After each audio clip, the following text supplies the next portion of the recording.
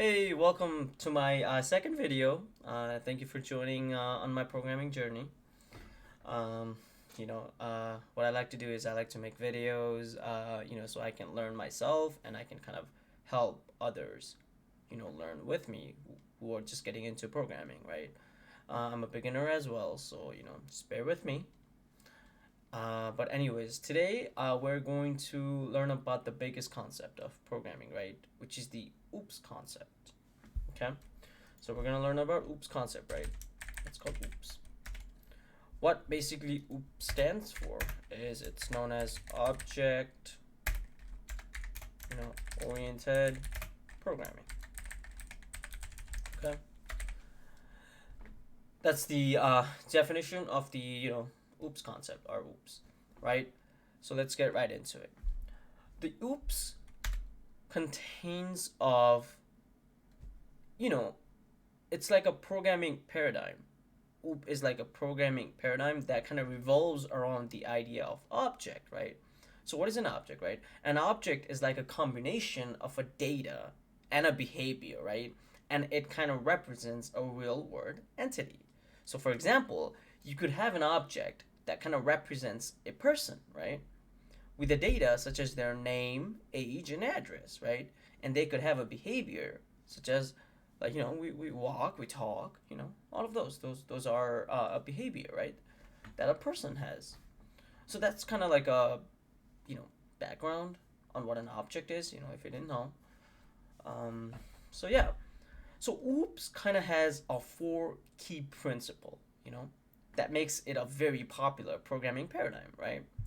So one of the concept, right? One of the concept is basically, you know,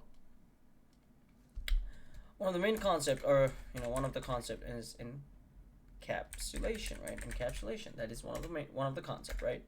The another one, I'll get into it. Each of this like in a very brief. But in my other videos in the future, I can go into the details of it, right? This is like just like an introduction, right? Introduction to OOPS.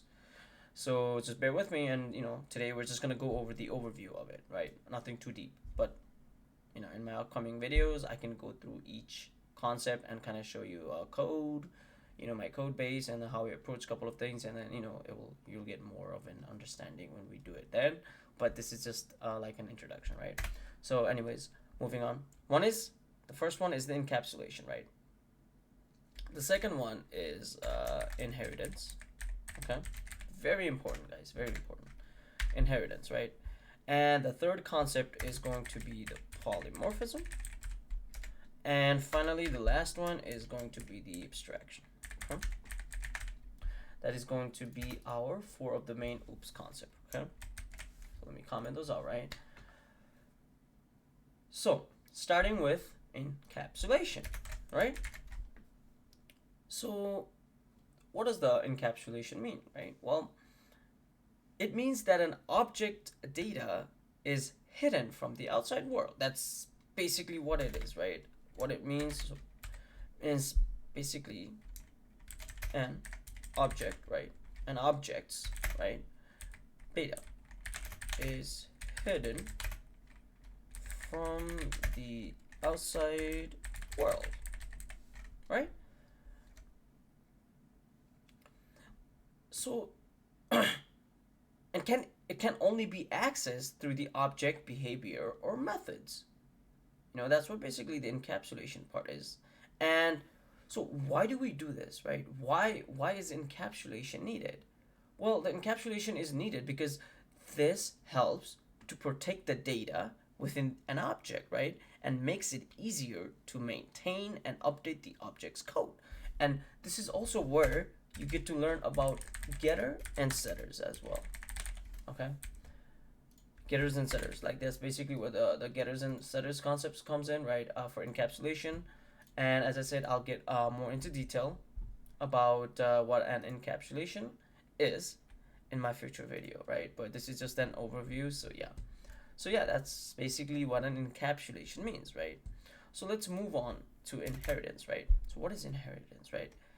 Where inheritance allows one object or class to inherit the characteristics and behavior of another object. So this kind of allows for code reuse and a more organized structure in your code base. So for example, you could have a base class, right? You could have a parent class. I think it makes sense more that way, you know, instead of base class, because parent is like parent is base class, right? And the child is the subclass. So if you're coming from Java, you're probably familiar with the word parent and child, but yeah, parent is the base, child is the subclass, right? Anyways, so that's what the okay. Anyways, back to the inheritance, right? So let's say we have a class called person, right? Which is gonna be our base class or our parent class, and it has child class such as employee, right? Employee and web student and whatnot, right? And more. And each of which inherit the characteristics and behavior of the person class. Okay? So for example, let's say a person class, as we talked about earlier, right, has name, right, an address, right? Well, if an employee class inherits from the person class, it's gonna have those as well with it, right? It can access those methods. Or not methods of fields, right? Or if the person class has like walking, talking, right? Those are behavior or known as methods, right? Or functions, right? Basically, if you have that method inside a person class, for example, a method called walking, well, then if the employee class inherits the person class, it's going to have that walking also a part of it, you know? So it's gonna contain whatever the person class contains because this is the parent class, guys, right? So that means if we inherit the parent class, that means the child is gonna get pretty much everything the parent has, right? And that kind of leads us to our next concept of polymorphism, right? Polymorphism is basically it allows objects of different types to be treated in a similar way, right? So for example, you could have a person method, right? Or the person class which has the walking method, right? Maybe your employee one, okay, maybe let's say you created an object inside your employee, right? Employee class, right? And then you have emp1, right? Who walks in a certain way. And you have emp2, which walks in a certain way, right? Well, you could kind of override the different methods for each class that you inherit from, right? So a person, right? So that means an employee can walk in a different way, right? Compared to a student, which might walk in a different way. So what I'm trying to say here is they could implement their own walking. And that's the concept of overriding, which we will get into later, but that's kind of an example of, an inheritance, or sorry, polymorphism, right? Being able to do, different things by overriding the methods. Okay. Anyways, so that's basically polymorphism, right? Now let's move into abstraction, right? The abstraction is something is a process of basically hiding the implementation details, right? That's basically what is it. What it is. Like, don't make it harder. Hiding the hiding the implementation, right? Implementation details, right? That's basically what abstraction is, right? To kind of go more into it, right? It is only exposing its essential characteristics and behavior to the outside world, right? And in C#, we kind of have the concept of using the abstract keyword to define an abstract class, okay? Which is a class that cannot be instantiated, by the way, and but can be inherited by other classes, right? So an abstract class can contain like both abstract and non-abstract methods, with abstract method being the methods that do not have an implementation and must be implemented by the subclass that inherits from the abstract class. And kind of using the abstraction allows you to like create a common interface for like different objects and treat them in like a consistent way. Okay. And this is really useful, like when you have a group of related objects and you want to be able to interact with them in kind of like the similar way, right? Without needing to know the specific of how each object is being implemented, right? And to give you like a really, really easy example or an example, right, that sticks with me to define what abstraction is basically your phone, right? Your iPhone or Samsung, whatever you have, right? Your phone. You really don't know how everything is implemented, do you? And do you really care? You don't, right? You just want to use the phone. You just want to be use, you just want to use the Instagram, Snapchat, or whatever, right? You want to make calls, you want to take pictures. Well, everything is done behind the scenes, right? And you really don't know what's happening behind the scenes, which is good because you don't want to know, unless you're like comp sci nerd.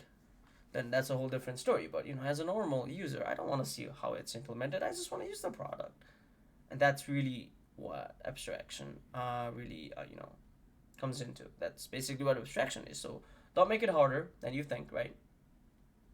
Anyways, so let's kind of go to the quick rundown, okay?